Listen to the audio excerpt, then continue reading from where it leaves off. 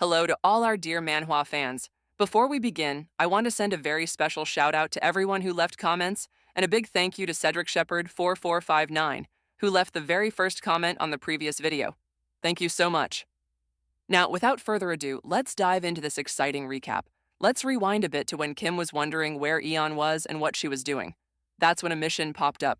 Help me, Master, with a reward of an item box. Before doing anything else, he needed to find her location. So he opened his none list.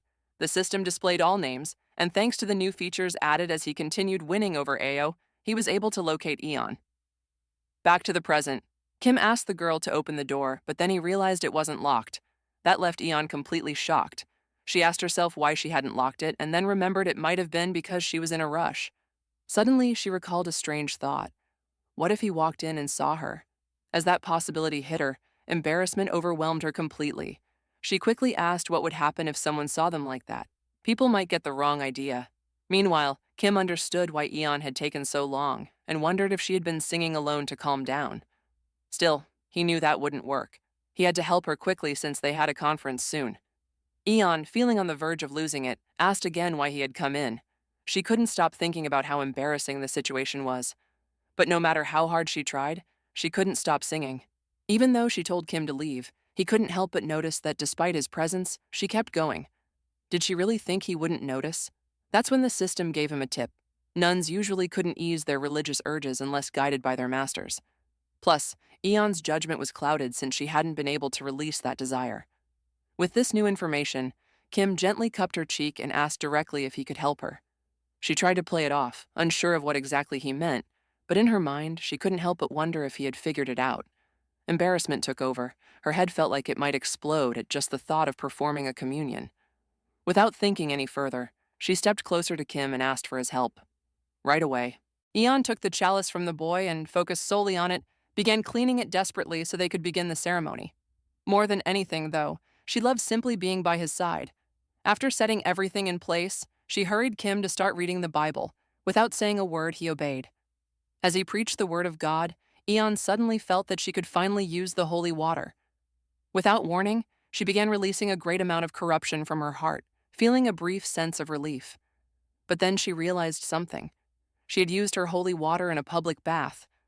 The thought hit her so hard it felt like she'd just been caught red-handed. She began to question her own sanity. At that moment, the system congratulated Kim for awakening a new religious preference in Ayeon.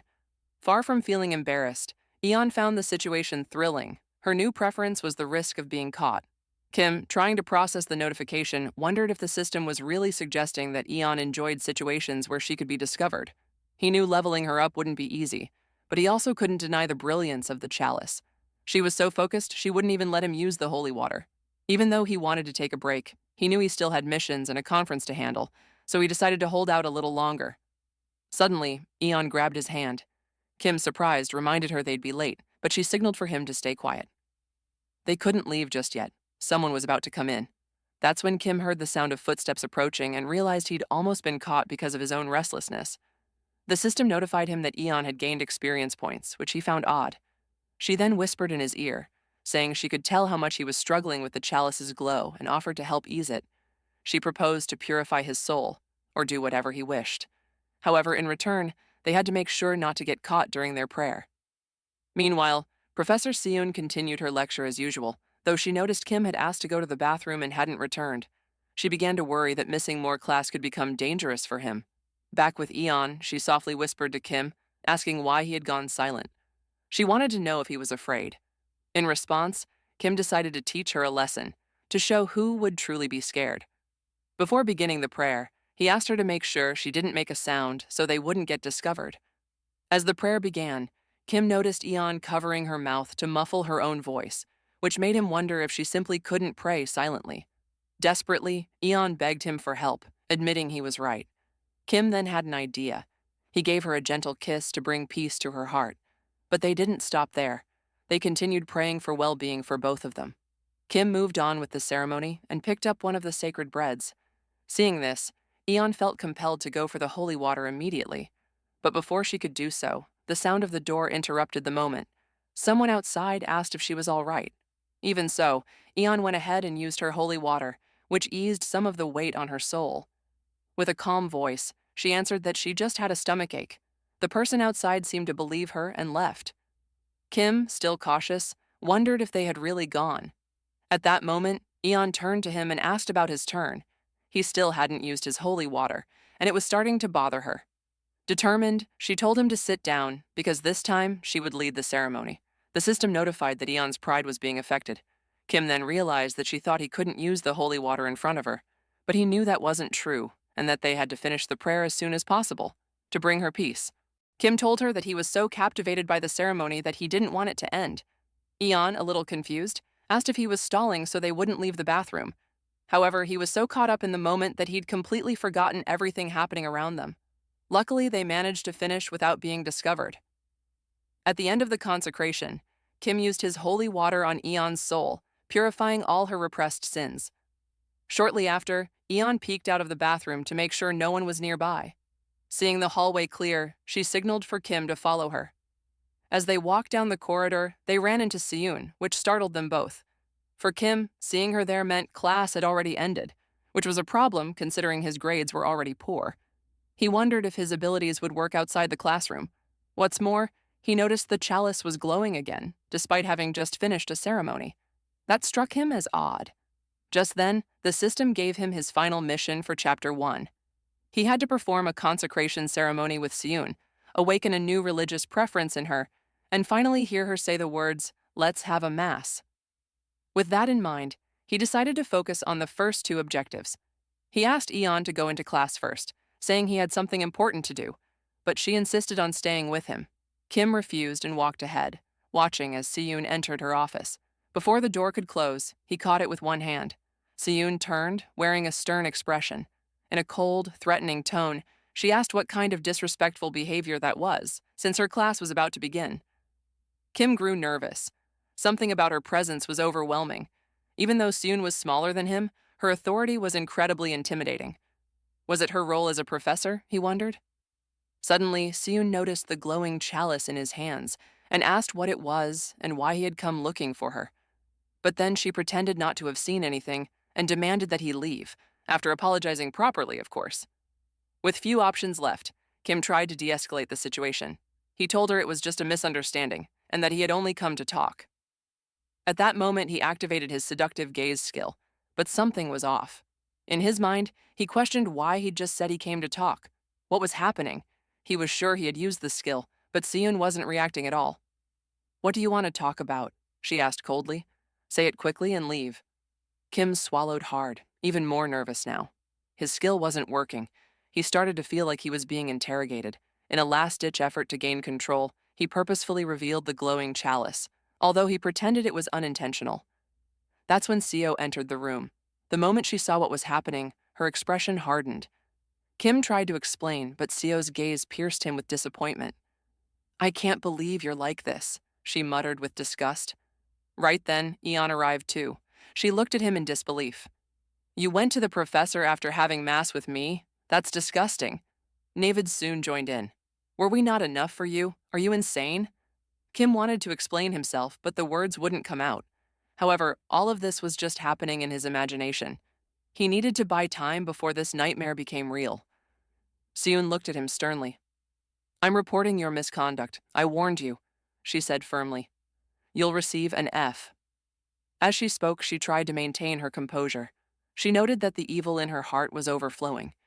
She wondered if it was because it had been so long since she'd seen a chalice shine like that, or if it was because this glow was more intense than any she had ever witnessed. She began to doubt how it was even possible that the light was visible despite being concealed by the boy.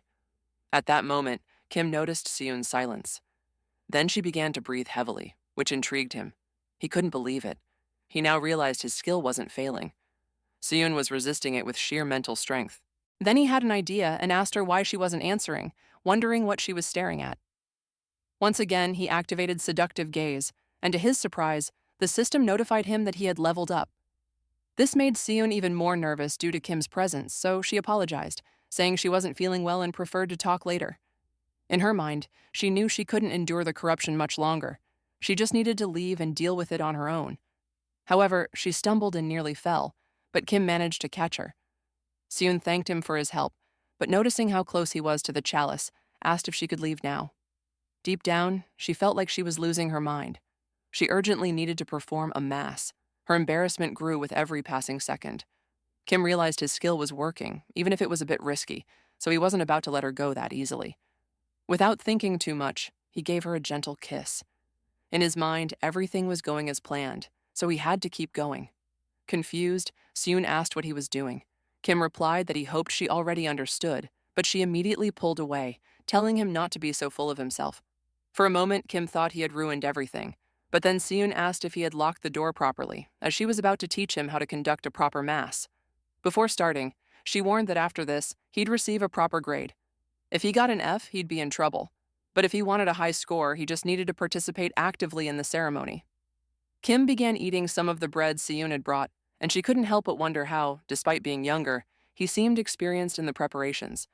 Just from tasting the gummy buttons, he was already releasing some of her inner corruption thanks to his seductive gaze ability, which helped him identify people's most corrupted zones. That's why he went for a Danonino, though Cune warned him not to. He ignored her and ate it anyway. The corruption inside her surged stronger, and she begged Kim to stop. She felt like she was going to lose control of herself due to her heart's reaction. Kim couldn't believe it. Despite all her arrogance, Cune had such an adorably vulnerable expression. He couldn't hold back any longer and decided to start the mass. She was surprised, unsure whether her corrupted heart could handle being purified by the chalice, which now glowed even brighter. When Kim read the first passage of the Bible, Cune was completely shaken. She felt like her heart might shatter at any moment. Despite the deep tingling in her chest, she didn't want the praise to stop. Though her mind was crumbling, she was amazed. Kim was the first person to make her feel this way. Yet instead of fear, she experienced unexpected peace. Her heart hurt, but at the same time, she felt it being cleansed. She was so caught up in the moment that she tripped and spilled her holy water. Kim asked her if she was crying. Embarrassed, she admitted she was, because she was enjoying the mass so much. She was ashamed to say it, but she had never felt such peace in her soul before. It was the first time someone had made her experience something like this, something Kim couldn't fully understand. It amazed him, especially since he knew she already had a daughter and had no idea what kind of life she had led. He wanted to make up for all the time she had lost, so they continued the prayers that day. Meanwhile, Kim started to wonder if the professor's office was soundproof enough. Because Cune couldn't hold back, suddenly she stumbled again and spilled the holy water. However, this time she didn't seem to care. On the contrary, she was enjoying the ceremony even more. For Kim, everything was going according to plan. His goal was to completely purify Cune's soul. Still, he asked her if they should pause the ritual, but she refused. It was then that Kim realized that, in that moment, Cune wasn't a teacher. She was just another girl. He also understood that targeting the corrupted areas of her soul was an effective strategy. If he continued like this, he might even win her over with just one ceremony. So he used his holy water to cleanse Cune's spirit. However, what happened next left him stunned. Her energy bar had barely filled up. He couldn't believe it until he remembered Cune's passive ability. Now he understood. This conquest wouldn't be easy. In fact, the progress bar was barely moving. Because of that, his religious enthusiasm started to fade. To make things worse, Cune left that day because she had a class, but the real problem started afterward when she began to avoid him. Later on, Kim tried to talk to her to understand why, but Cune averted her gaze, preventing him from using his seductive gaze skill. This put Kim in a tricky spot. Even worse, Cune's progress bar had reset entirely, due to her passive skill that caused any affection to decay over time. While walking through the city, Kim pondered how to use his seductive gaze in this situation. Even if he managed to increase the bar again, her passive would drain it slowly. To fully fill it, he'd need an entire day. Just then, he noticed a girl walking toward him. Oddly, there was a question mark above her head.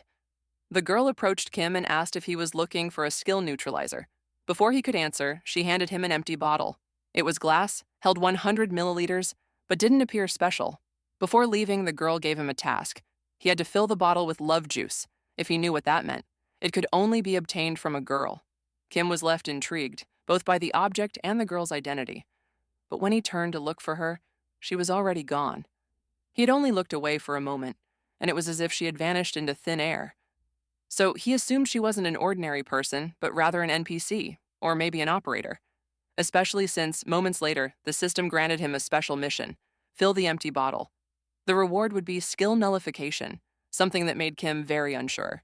Still, if he succeeded, he was confident he could finally win over Seyun. The problem was how to collect love juice. He could try with Seo, like he had before, or with Aeon, but both options had complications. SEO would probably be too embarrassed if she knew the purpose of the bottle, and Aeon might think he was disgusting. Kim understood that the situation was strange, so he started wondering if there was a way to do it secretly. That's when Navi showed up and startled him. Kim mentioned she had really scared him, but when Navi asked what he was doing there, he questioned why he hadn't thought of her before. Without much hesitation, he grabbed her by the arms and asked her out on a date, leaving the girl completely shocked. Seeing her reaction, Kim asked if she didn't want to, but Navi replied it was the opposite. She did want to. So they went to a toy shop. You know the kind, I mean. Kim was a bit embarrassed. It was his first time in a place like that, and the store had some unusual items. But his real reason for being there wasn't just the date. It was to take advantage of Navi's religious preferences. So much so that he asked if he could use a blindfold, something she liked a lot. Plus, it would earn him extra experience points. Kim knew that with this, he might be able to collect the love juice. And even though the date had started as a mission, he soon realized that Navi was genuinely enjoying herself. He could see how much she was having fun, and that truly caught him off guard. At first, Navi had seemed like someone rude and with a bad reputation, which made her a little intimidating. Now, however, Kim found himself wondering why she looked so cute. When they reached the counter to pay for everything they had bought, Navi told him she was surprised he had taken her to a place like that for their date, but admitted it had been really fun. Then she asked where they were going next, because she was dying to know. That's how they ended up in a magical town. Navi, surprised, told Kim he was completely crazy while wearing a cute cosplay they had picked up at the store, which earned her even more experience points. Kim noticed how the corruption inside Navi started to overflow. Now it was clear that she absolutely loved this kind of thing. Still, Kim had a different goal in mind. He needed to obtain some of Navi's holy water.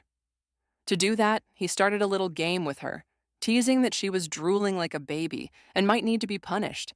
He even asked if she wanted to praise God non-stop. Navi had no idea what to do, but Kim enjoyed teasing her. No matter how many times he saw her, he wanted to ruin her completely. Navi wondered what exactly he meant by that, but in the end, she was fine with it. Kim could do whatever he wanted. Then Kim began to eat one of the sacred buns, but suddenly paused. It was time to use his special move.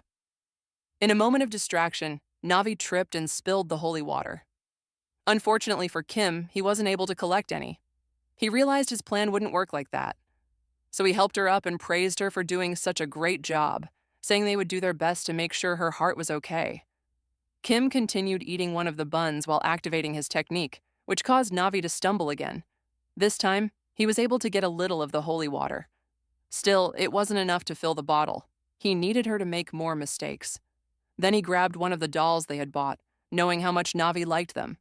Using that distraction, she slipped again, this time successfully filling the bottle. Now Kim knew the mission was complete.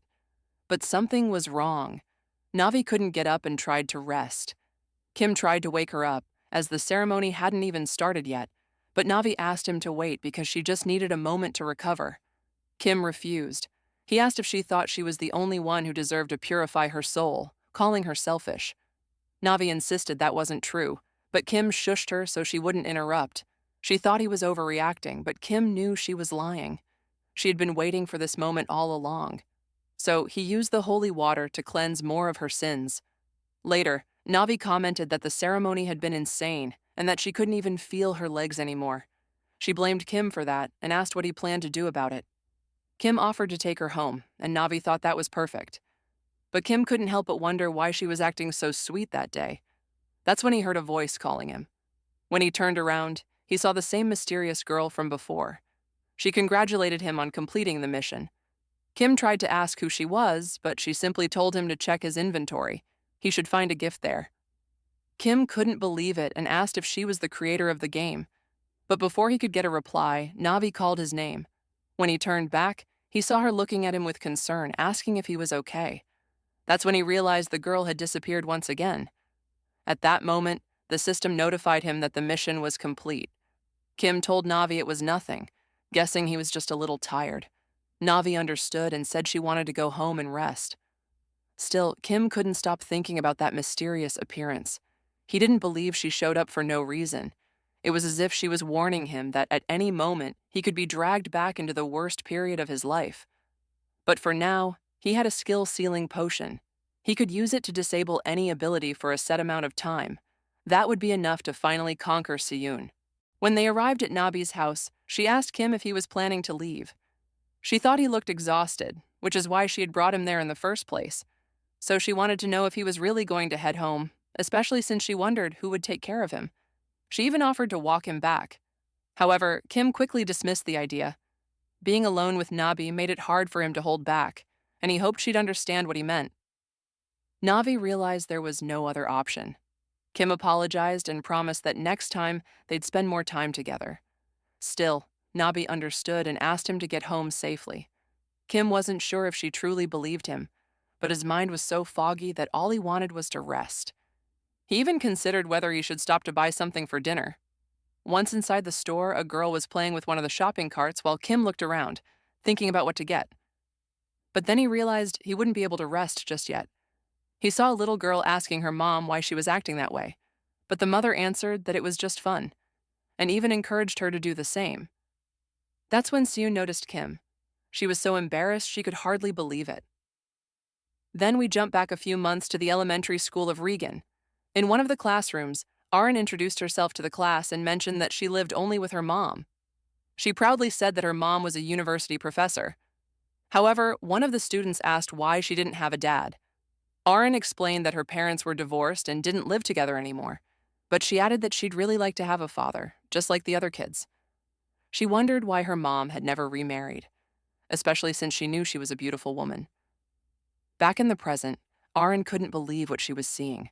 She questioned if Siyun was avoided because she didn't seem as strong as she appeared. Meanwhile, Siyun looked surprised to run into Kim and asked if he lived nearby.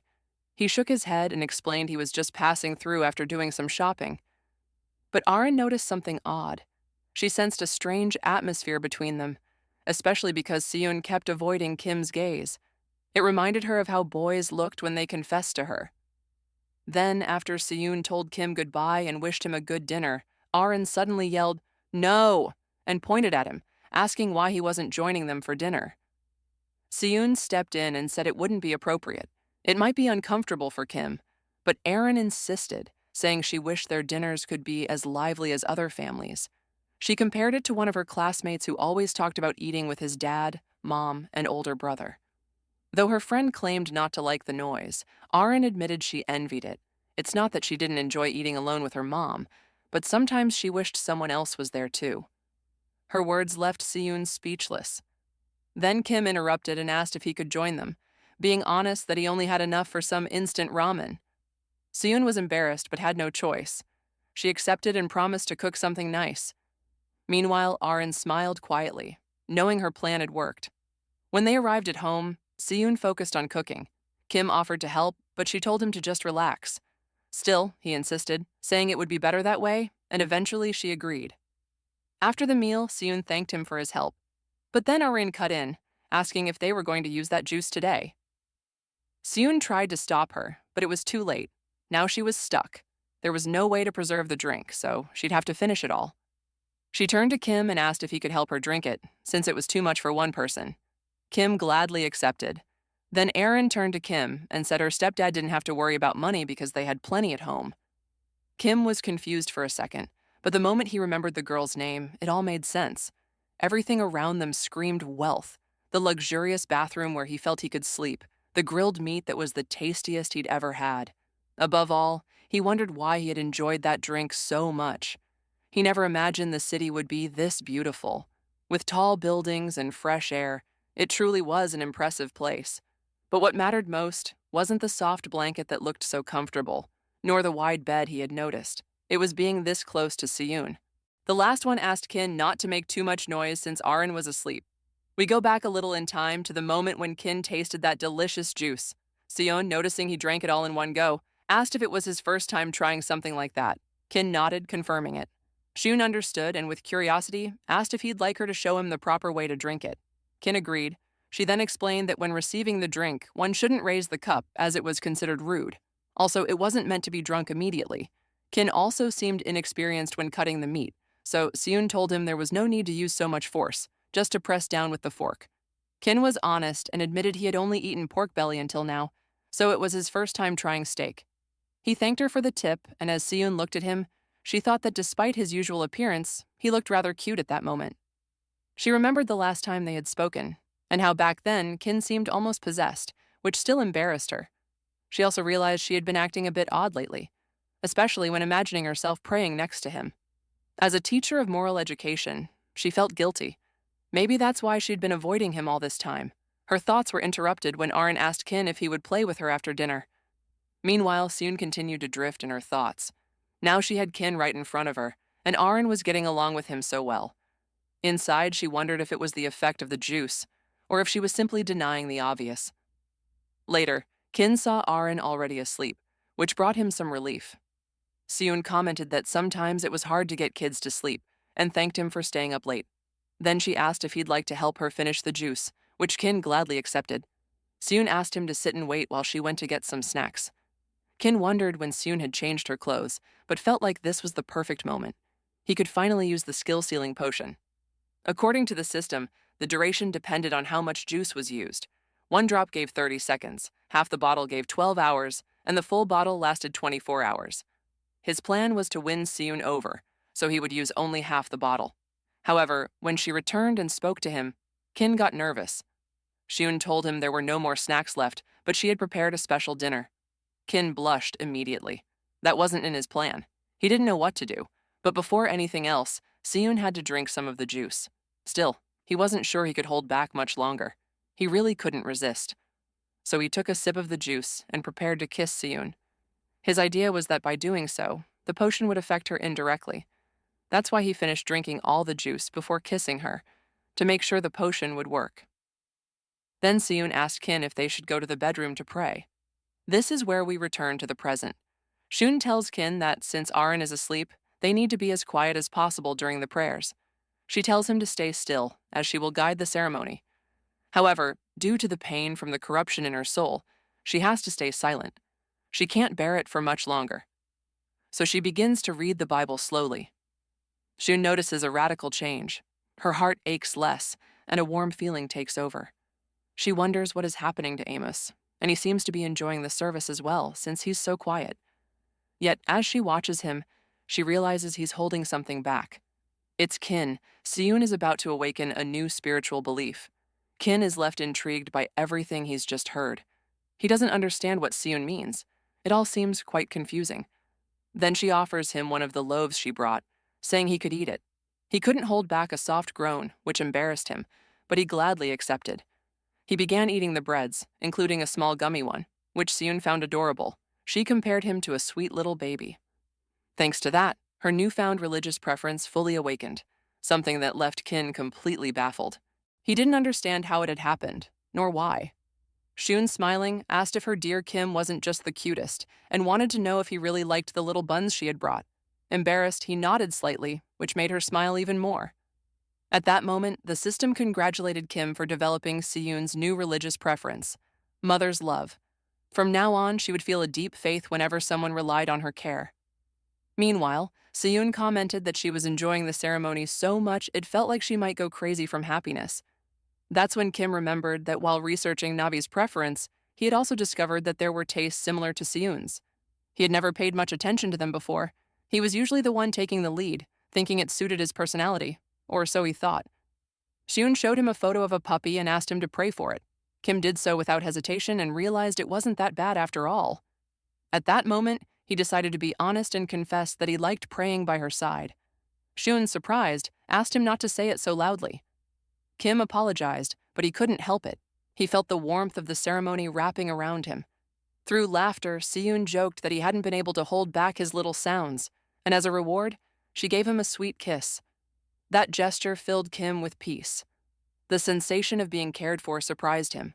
Feeling that calmness during a ceremony was unexpected, but even more surprising was that his faith continued to grow. However, in a moment of carelessness, Kim used the holy water again. Seun immediately stopped him, asking him to pause the ceremony and wondering if he wanted to get her into trouble. Kim, confused, wondered how much Seun had stored up to reach such a high level of consecration. They hadn't taken a break even after 2 ceremonies, and she had always led everything. Still, he had allowed himself to follow the warmth in his heart. Cune didn't see a problem with it. She felt that peace was returning to her. That's when she noticed Kim looked a little tired and wanted to make sure he was okay. She asked if he felt unwell and offered him more food to help him regain his strength. Embarrassed by the way she spoke to him, Kim took another bun from her. Seeing his satisfied expression, she realized he really liked them and was enjoying every bite. So, laughing, she jokingly told him to keep eating so he could grow up strong and healthy. Although Kim admitted that thanks to that, he was always ready to restart the ceremony over and over, to the point it felt like he was possessed. The next morning, he woke up without remembering when he had fallen asleep. He hadn't even managed to fully conquer Cune. At least he thought so. The progress bar might already be empty, or maybe the potion's effect was still active. But when he checked, he saw that Cune's bar was completely full, which brought him immense relief. Without hesitation, he tapped the bar, and the system congratulated him for fully conquering Cune. But his final mission still wasn't complete.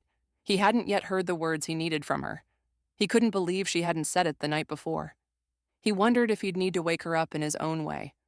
That's when he noticed that Cune had some gummy buttons hidden, something he hadn't realized until just now. Had he really been so focused on the ceremony that he hadn't noticed? While reflecting, Cune began to wake up. In a sleepy voice, she asked what he was doing. She was a bit tired from the ceremony. Ayeon could wake up at any moment, and they needed to tidy everything up.